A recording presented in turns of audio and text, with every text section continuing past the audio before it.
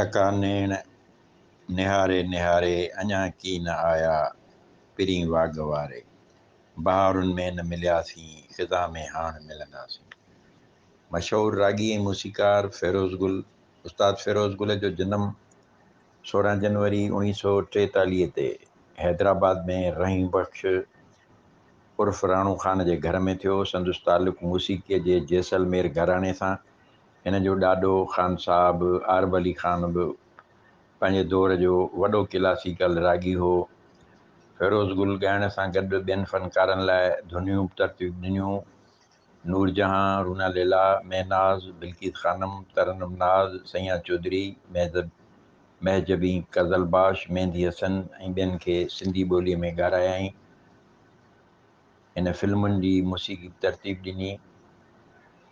मुल्क जे वॾनि फ़नकारनि सां अमरीका, Germany, France, Italy, India, Canada, Switzerland, Malaysia, Japan ऐं ॿियनि मुल्कनि में पंहिंजे फ़न जो मुज़ाहिरो कयाईं। मशहूरु फ़नकार सिंगार अली सलीम, वहीद अली, मोहम्मद यूसुफ़, अलण फ़क़ीर, अनवर हुसैन विस्तड़े, मंज़ूर सकीरानी, मुमताज़ लाशारी, शमन अली मीराली, बरकत अली ऐं ॿियनि सां गॾु पंहिंजे फ़न जो मुज़ाहिरो कयाईं।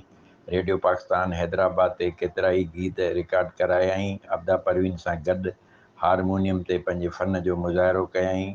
फिल्म रत जी रांदि, अच त भाकुर पायूं, रंग महल, गैरत जो सुवाल, जलाल चांडियो, नादर गोहर, परू, हैदर ख़ान ऐं ॿियनि फिल्मुनि जी मूसीक़ी तरतीब ॾिनाई।